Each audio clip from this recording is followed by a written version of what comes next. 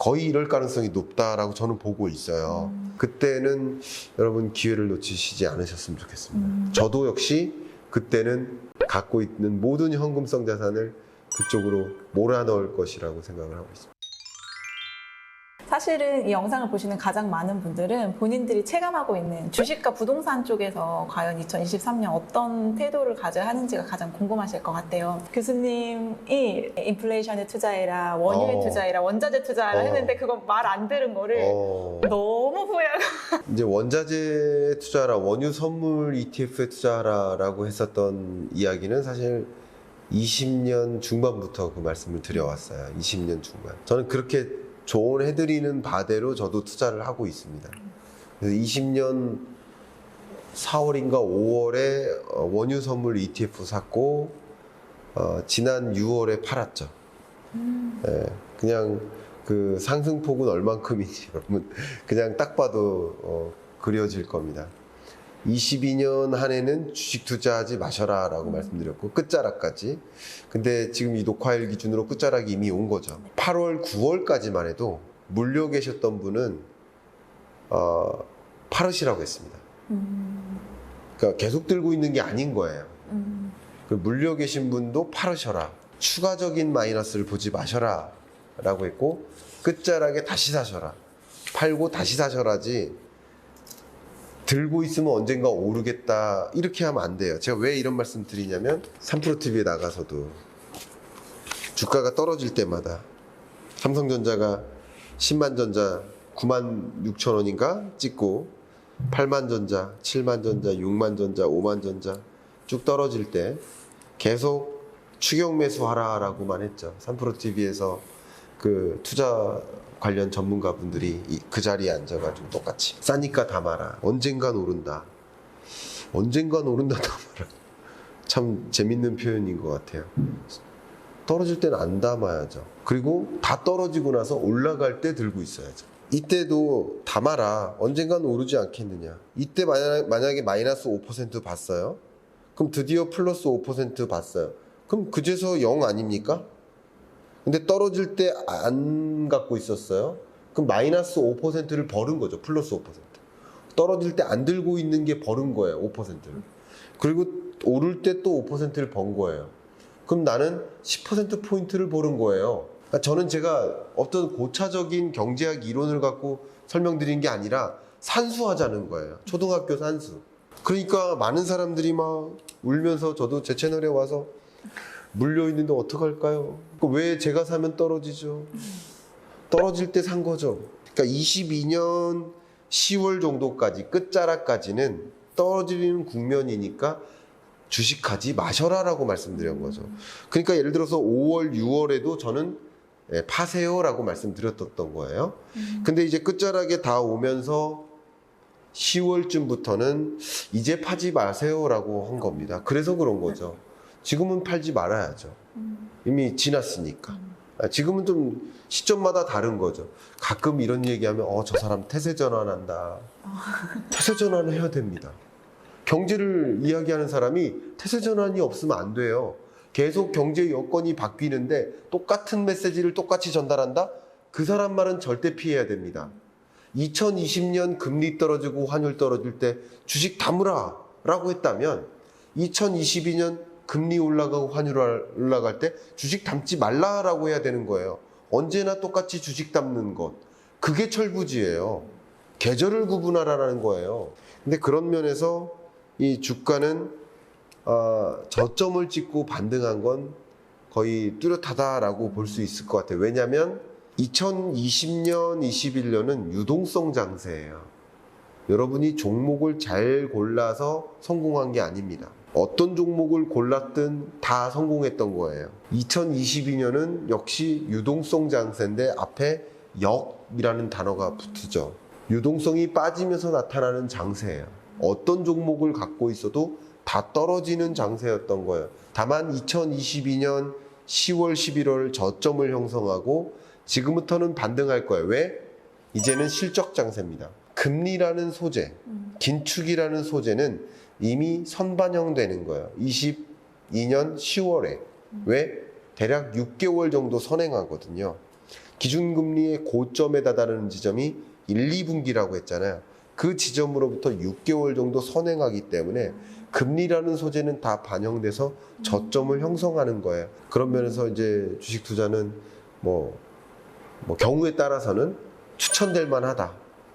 다만 23년 주식시장을 제가 실적 장세라고 말씀드렸던 이유는 기업들의 실적이 어두울 것이다. 그래서 주가랑 경기랑 달리 봐야 됩니다. 기업들의 실적 발표가 자체가 어두울 것이기 때문에 22년에는 실적이 좋았어요. 실적은 좋은데 주가가 떨어지는 장세였던 거죠. 근데 23년은 실적과 관련한 장세예요. 실적이 뒷받침될 만한 산업 섹터, 실적이 뒷받침될 만한 그런 기업을 정말 옥석 가리게 하는 그게 필요한 시점이 지금이에요. 근데 그럼에도 불구하고 나는 그냥 안전추구형이다. 주가 상승세가 그렇게 뚜렷하진 못하겠구나. 옥석 가리게 하려면 내가 주식 공부를 더 해야 되겠구나. 라고 판단하신다면 아직도 23년까지만큼은 저축이 유효하다. 라는 말씀을 드릴게요. 저축은 23년까지만큼은 아직까지 매력 있다. 저 어제 문자 왔거든요, 교수님. 네. 8% 네. 저축 상품 문자 왔어요. 네, 맞습니다. 그런 게 특판 상품이거든요. 가급적이면 이 기회에 이 고객을 우리 고객으로 만들자. 우리 주거래은행이라는 개념이 있잖아. 네. 주거래은행 잘 바뀌어요? 안 바뀌어요. 잘 안 바뀌어요. 네. 뭔가 모멘텀이 있어야 돼요. 그래서 주거래은행을 우리 은행으로 바꾸기 위해서 특판 상품을 내걸어요. 그럼 여러분들께 깨알 팁을 드린다면 가능한 범주 내에서는 특판 상품이 저축액이 크지가 않아요. 맞아요. 금리는 높지만. 그럼 어떻게 하면 됩니까? 여러 개를 가요. 여러 개 하시면 돼요. 간단하잖아요. 그래서 여러분 좀 적극적으로 찾아보셔서 네. 특판 상품을 좀 이용해서 그게 수익성 아닙니까? 8% 수익성이 쉽습니까? 맞아요. 엄청난. 반도체 수익률보다 높아요. 차량용 반도체 수익률보다. 그래서 공격적으로 좀 공부해가면서 투자하시겠다라고 한다면 주식 투자도 저는 반쯤은 추천드리는 입장이지만 그래도 안전추구형이라고 한다면 23년만큼 저축이 매력적인 해는 없을 것이다. 잃지 않는 투자를 하는 거예요. 그러다가 좀 23년 끝자락에 좋은 모멘텀이 있습니다. 그 모멘텀이 있을 때 그때 그 현금을 이용해서 투자하는 것이 더 적절한 스탠스가 아닐까 생각합니다. 그럼 교수님 혹시 그 모멘텀이라는 게 도대체 뭔지 혹시 알려주실 수 있나요? 아, 좋은 모멘텀은 제가 앞서 이제 금리 스탠스를 이제 말씀드렸는데 금리는 계속 동결될 것이다. 그러니까 금리의 고점, 저점이 중요한 게 아니에요. 주식 투자라는 관점에서. 부동산 투자는 또 다른 관점입니다. 이따가 달리 얘기를 할게요. 구분해서 이해하셔야 돼요. 근데 금리라는 것은 고점에 머무느냐, 정점이 얼마냐, 이게 중요한 게 아니라 인상하는 정도가 얼만큼이냐, 이게 중요해요, 사실. 그러니까 지금까지는 금리 인상 속도 조절론이고 인상 폭을 좀 줄이자. 그러다 동결에 이르고 동결에 다 다르면 이제 금리 인하가 필요한 것이 아니냐 하는 여론이 돌기 시작할 때가 있어요.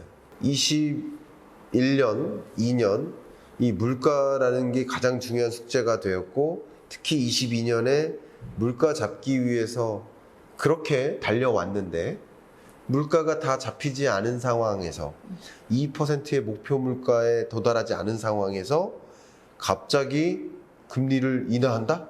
이런 일은 상상하기 어렵습니다. 그러니까 제가 이변이라는 표현을 썼죠. 네. 뭔가 이변이 있을 때 금리 인하가 있다는 것이고 이 금리 인하에 대해서 논하기 시작할 시점은 굉장히 중요한 모멘텀이라는 걸 강조할게요. 네. 근데 그게 어떻게 형성되느냐? 제롬 파월 연준 의장 입장에서 충분한 계기가 있어야 됩니다. 다시 말해 충분한 데이터가 나와야 돼요. 근거가 있어요. 아무 근거 없이 그토록 세계 만방에 2% 골, 2% 목표를 이루겠다라고 계속 그때까지는 금리 인상 계속하겠다라고 얘기를 해놓고 그 어떻게 보면 그 발언을 주워 담을 수가 없거든요. 그렇기 때문에 근거를 마련하는 작업이 있을 수 있어요.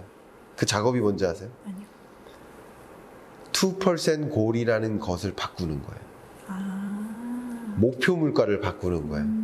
그러니까 우리 선진국들 한국이나 미국 같은 나라들은 목표 물가가 2%고 뭐 신흥개도국들은 3%, 3.5%, 4% 국가마다 다른 거예요. 설정된 목표 물가는. 근데 이제 생각해 보세요. 아니 3% 정도면 어떠냐? 3%도 괜찮다. 이런 여론이 돌기 시작할 겁니다. 왜냐하면 너무 가혹하니까 이 경제에 주는 충격이 예를 들면 채권 시장 제가 말씀드렸던 그런 채권 시장 같은 경우도 그렇고 그 높은 금리의 역습을 받아야 될 우리가 감내해야 될 것들이 너무 크니까 그냥 이럴 거면 목표 물가 3%도 어떻냐 그러니까 목표가 3%여야 된다라는 식으로 논의가 시작될 거고 그 논의는 언론에서도 시작될 수 있고요 학제적으로도 논의가 될 수 있고 저는 개인적으로는 그런 기점이 역시 23년 8월에 있을 잭슨홀 미팅이 아닐까 저는 그런 생각을 해요. 왜냐하면 여러 학자들이 거기서 잭슨홀에서 모여서 그때 목표 물가에 대한 논의가 시작될 거라고 생각이 되고 파월 의장도 목표 물가를 적당하게 맞추기 위해서 3%로 설정하기 위한 연구를 해야 된다. 그런 표현을 할 겁니다. 스터디를 해봐야 된다. 그래서 우리 미국 경제에 뭐가 가장 아름다운 물가인가, 뷰티풀한 인플레이션 레벨인가 라는 것을 우리 한번 판단해 봐야 된다라는 것이 시그널이라는 거죠. 어떤 시그널? 피벗, 금리 인하에 대한 시그널. 그러면 실제 논의가 되는 연구가 이루어지고 금리 인하를 할 거다라는 그런 선제적 지침을 날릴 것이고 적어도 기자회견을 통해서 그 다음에 그 다음번 FOMC 회의 때 실제적인 금리 인하를 단행할 수도 있죠. 그러면 그때쯤이 보통 4%대 물가 상승률을 기록하거나 3%대 후반 뭐 이런 걸 기록할 때쯤에 그런 종류의 이야기가 나올 가능성이 있습니다. 이게 반드시 그렇다는 것이 아니라 제가 추론을 해보는 거예요. 좀 거의 이럴 가능성이 높다라고 저는 보고 있어요. 그래서 그런 것들이 나온다면 이런 이변이 있다면 금리 인하가 있을 것이고 그때부터는 금리 인하 기조로 가게 되는 과정에서 또 유동성이 많이 시장에 풀리고 주식시장으로 돈을 많이 몰아넣어야겠다 하는 그런 액션이 취해질 거고 금리 인하 자체가 아니라 금리 인하가 필요하다라는 그런 시그널들이 나올 때 자금이 그쪽으로 많이 쏠릴 것이라는 거죠. 그때는 여러분 기회를 놓치시지 않으셨으면 좋겠습니다. 저도 역시 그때는 갖고 있는 모든 현금성 자산을 그쪽으로 몰아넣을 것이라고 생각을 하고 있습니다. 저도. 8월에 연락드려도 돼요, 교수님? 물론 제 채널에서는 분명히 말씀을 드리겠지만 뭐 어떤 방식으로든 말씀드리도록 하겠습니다. 네, 교수님 제가 부동산에 대한 질문 드리려고 준비하고 있었는데 네. 교수님 얘기를 듣다 보니까 그러면 이 하락장이 8월까지만 버텨주면 네. 그때쯤 집 사는 거는 금리가 떨어질 수도 있으니까 괜찮지 않을까라는 생각이 스쳤거든요. 주식시장하고 또 외환시장도 비슷해요. 그런 시장의 성격은 클릭 하나만으로도 자금을 이동시킬 수 있죠. 그러니까 돈의 이동이 빨라요. 심지어 선행적이에요. 샀다 팔았다 할 수도 있고. 근데 부동산 같은 경우는 상대적으로 거액이고, 물론 뭐 주식 투자 뭐 나는 30억 하는데요. 뭐 그렇게 말씀하시는 분도 계시겠지만, 통상적으로 주식 투자 금액이 내가 거주하는 그 집의 가격보다는 훨씬 낮기 때문에. 그죠? 그러니까 우리나라 전체 자산 규모를 보면 전체 자산에서 부동산이 80% 이상 차지하니까요. 그거는 절대적으로 맞는 표현일 거예요. 어쩌면 부동산은 거의 전 재산이다. 그런 거죠. 내가 팔고 싶어도 당장 팔리는 것도 아니고 계약을 성사시킨다고 해도 그날 계약이 하더라도 매매 거래는 몇 달 있다 나타나는 거고. 그러니까 이런 면에서 부동산 시장은 선행해서 움직이는 시장의 성격이 아닙니다. 동행합니다. 이걸 먼저 구분해 놓고 이해하시면 좋겠습니다. 그럼 앞에 우리 대표님께서 말씀하셨던 것처럼 지금 금리가 그러해서 선뜻 매수하기가 그렇다라고 했는데 그럼 금리가 22년 끝자락에 대출 금리가 8, 9%를 찍을 거예요. 그럼 지금보다 더 높아져요. 그럼 지금 선뜻 사기가 어려운데 그때 되면 더 선뜻 사기가 어려울까요? 그때 되면 이제 사고 싶어질까요? 어렵습니다. 어렵죠. 네. 그러면 23년 상반기 중에는 그 시중금리가 더 올라갈 가능성이 있어요. 그럼 23년 상반기가 되면 매수 심리가 다시 이제 더 꺾일까요? 아니면 매수 심리가 이제 더 살아날까요? 지금 답변하신 것처럼 금리와 연동됩니다. 금리의 고점이 언제냐가 중요해요. 그럼 22년 1, 2분기가 고점이에요. 기준금리의 고점이. 뭐 시중금리는 그것보다 선행할 수도 있고 동행할 수도 있고 후행할 수도 있어요. 그건 누구도 알 수 없습니다. 은행이 결정하는 일이에요. 그러나 통상적으로는 평균적으로 동행한다고 보는 게 맞겠죠. 통상적으로는. 매수세는 약화되고 얼어붙죠. 지금도 얼어붙어 있는데 23년 상반기는 더 얼어붙죠. 반대로 매도세는 어떨까요? 반대죠, 말 그대로. 매도세는 금리가 올라가면 올라갈수록 갭 투자자들 후회하죠. 내가 이자 이렇게 눈덩이처럼 쌓여가고 그렇다고 뭐 이렇게 많이 깎아서 매도하고 싶지도 않고 많이 깎아서 매도하지 않으면 안 팔려요. 그러니까 지금은 그나마 거래가 완전히 얼어붙어 있는데 많이 깎아서 매도하지 않은 상황인 거예요. 22년은. 23년은 많이 깎아서 내놓을 겁니다.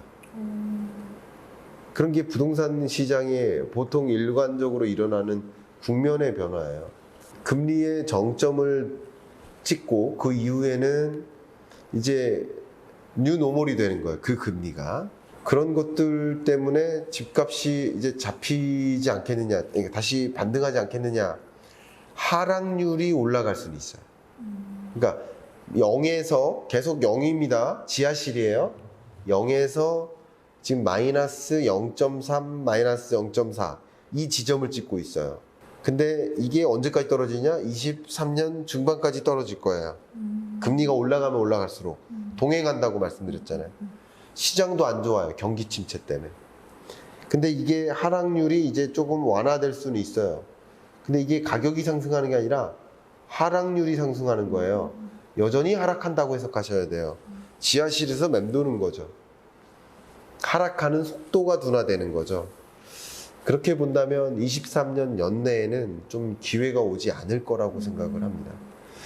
근데 24년까지 제가 전망할 능력이 없어요. 24년은 제가 모릅니다. 그러나 만약에 피벗에 대한 시그널이 나온다. 금리 인하에 대한 시그널이 나온다. 그러면 또 주식시장, 부동산 시장에 몰릴 수 있습니다. 자금이. 몰리기 시작할 거예요. 그때쯤에 좀 하락률이 많이 올라올 겁니다. 그럼에도 불구하고 여전히 떨어지는 국면이니까 하락률이 다시 제자리로 근접해서 오는 국면. 0에 가깝게 올라오는 국면. 그래서 지금과 같은 시점, 마이너스 0.3, 마이너스 0.2 이 지점에 오르는 국면, 이때 내 집 마련을 시도하면 어떨까? 계약을 하시면 어떨까? 그때 제일 애가 타는 국면이에요. 매도자가. 저는 그렇게 추천을 드립니다. 이 말씀을 이제 마지막 말씀을 드린다면 꼭 이 말씀을 드리고 싶어요. 어떤 나무를 보고 이 나무가 너무 매력적이에요. 그 매력적인 나무를 움켜잡고 난 이건 무조건 사야 돼. 이거 들고 있어. 라고 하면 안 된다는 거죠. 왜냐면 그 나무보다 더 매력적인 나무가 등장할 수 있는 거예요. 숲을 보면서 여러 나무들을 비교하면서 봐야 돼요.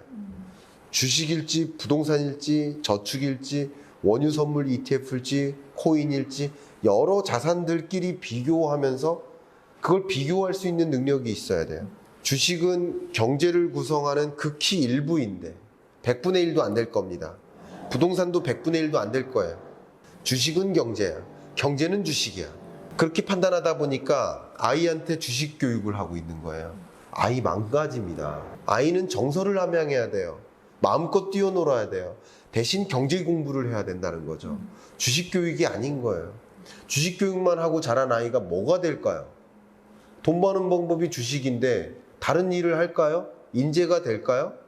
여러분이 바라는 그런 사람이 될까요? 한번 생각해 보세요. 성인이 돼서 돈 버는 방법을 가르쳐도 됩니다. 성인이 되기 전까지는 인재가 되는 학습을 하는 거예요. 내가 이 사회에 어떤 기여를 할까? 내가 어떤 인물이 될까? 내가 어떤 기여를 하는 키맨이 될까? 내가 이 사회를 이끌어보자 하는, 내가 더 돋보이는 아웃스탠딩한 그런 인력이 돼보자 하는 방식으로 키워나가는 게 교육인 거예요. 경제 공부는 어떻게 보면 내가 요만큼만 보고 자랐는데 지구본을 보는 모습처럼 세계 경제를 이해하는 거예요. 바이든의 어떤 IRA 인플레이션 감축법을 발의함에 따라서 우리 아버지의 월급이 깎이는구나. 그럼 나의 용돈도 떨어지네. 라는 경제 현상을 이해하는 거예요. 제롬 파월 연준 의장이 2% goal이라는 그 한마디 때문에 물가 잡겠다고 금리 인상하고 그것이 자산 가치에 영향을 미치고 그게 나의 호주머니에도 영향을 미치고 우리 가게 살림살이에 반찬이 달라지네 라는 그 구조를 이해하는 거예요. 어머니들이니까 교육이라는 관점 모든 면에서 여러분들이 좀 그런 의식을 갖고 대하시면 어떨까 의견을 드리고 어머니부터 사실은 경제 공부를 하셔야죠. 교수님 너무 뼈를 맞아가지고 네. 너무 아프지만 어머니들이라고 네, 하시니까. 맞아요. 근데 예. 정말로 많은 인사이트가 네. 담긴 내용을 또 애정을 가지고 또 얘기해 주셔가지고 저도 많이 속으로 반성하면서 옆에서 들었어요. 아닙니다. 그래서 오늘 정말 이야기 속에 교수님이 정말 많은 힌트와 많은 또 단서들을 이렇게 제공을 해주신 것 같아요. 우리가 네. 어떤 눈으로 경제를 봐야 하고 네. 그리고 또 앞으로 우리가 어떤 자세를 가지고 이 다가올 위기에 또 대응을 할 것인지에 대해서 너무 친절히 또 자세히 알려주셔서 정말 정말 감사드립니다. 제가 정말 감사합니다. 네, 오늘도 시청해주셔서 감사합니다. 네, 감사합니다.